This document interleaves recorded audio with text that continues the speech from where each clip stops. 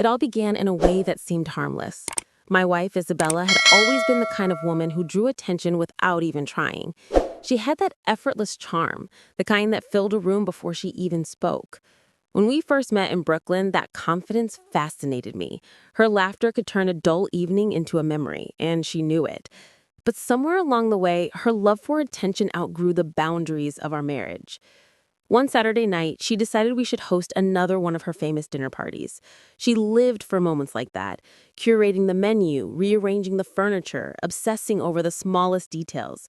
This was her stage, and she was the star. I'd learned to step back and let her shine. Among the guests were a few of our closest friends and some of her colleagues from the marketing firm where she worked. One of them was Daniel, a smug, overly polished man with a smirk that screamed arrogance. I'd never liked him. There was something in the way he looked at Isabella. Too long, too familiar.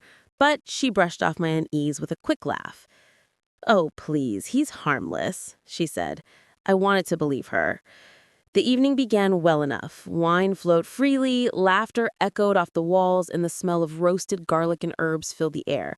It was the kind of night that should have been perfect.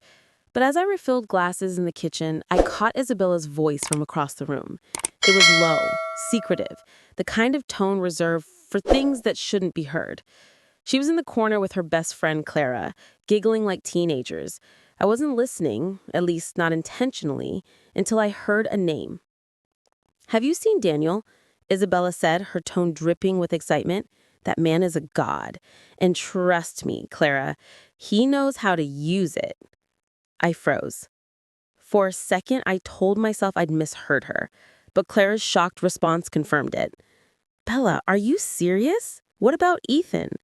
She laughed, that same laugh that once made me fall in love with her. Only now, it cut straight through me.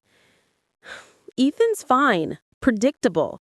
But Daniel's something else." She didn't need to finish the sentence. The meaning hung in the air like smoke, poisonous and impossible to ignore. I stood there, wine bottle in hand, heartbeat hammering in my chest. Guests chatted, music played, laughter continued. And there I was, a husband hearing his wife brag about another man in his own home. But I didn't explode. I smiled, stepped back into the living room, and played the perfect host. I even laughed at Daniel's jokes. Outwardly calm, inside, burning. If she wanted a show, I'd give her one. But not tonight. Over the next week, I became a ghost with purpose. When she kissed me, I smiled back. When she talked, I listened. But at night, I searched. Her phone, her emails, the quiet spaces she assumed were safe. What I found removed all doubt. Explicit messages, secret photos, hotel receipts. The betrayal was as real as the ring on her finger. Still, I didn't confront her. Not yet. Rage burns fast. Strategy lasts. I needed her to feel the consequences the way she'd made me feel, humiliation, in public, without warning. So I hired a private investigator, a quiet man who had seen every kind of infidelity there was. Within a week, he delivered everything I needed: timestamps, images, proof beyond denial.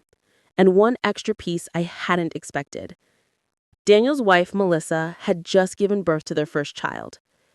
When I saw her picture, something clicked. This wasn't just about me anymore. It was about truth, delivered cleanly. I reached out to Melissa anonymously, sent her the evidence. Her reply was heartbreak in text form. Short, quiet, raw. We agreed the truth would come out on our terms. 2 weeks later, Isabella's hosted another dinner. She was radiant that night, laughing, glowing, unaware of the storm that was seconds from breaking. Daniel was there, of course, wearing that smug grin I'd come to despise.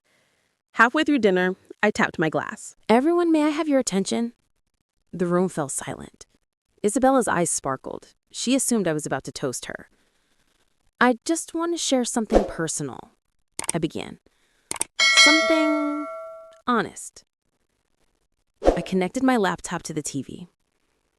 Isabella has always been the light of my life, but lately she's been sharing that light with someone else. Confused murmurs. Isabella's smile faltered.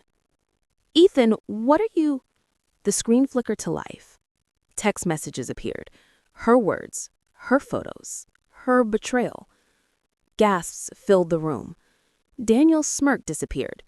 Isabella's face went pale. I pressed play again. Images from the investigator.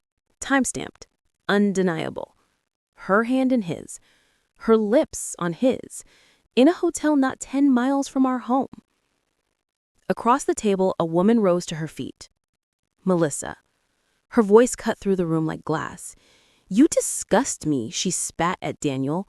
"You lied to me, to our family, and this is who you did it with?" She turned to Isabella. "You can keep him. You deserve each other." Then she left. Daniel stumbled after her, calling her name, but the door slammed before he reached it. Silence. Every eye turned to Isabella. She was trembling, tears streaming, whispering my name. "Ethan, please, not like this." I looked at her calmly. "You didn't care about humiliating me in our home, at our table. Now you can live with what you built." No one spoke. Not a hand moved to comfort her. Days later, she tried to fix it. Calls, messages, apologies, excuses. She said I'd driven her away, that I'd been distant, but I was done carrying her guilt. The divorce was quick, fair even. I didn't take her down. I just let the truth stand. It did the rest. She lost her reputation. Daniel lost his family. And for once, I didn't lose myself. People ask if I regret it. I don't. Because sometimes justice isn't about revenge. It's about reflection. And when she bragged about him in my home that night, she thought she'd found something better. She didn't realize that was the night I stopped being her husband and became her mirror.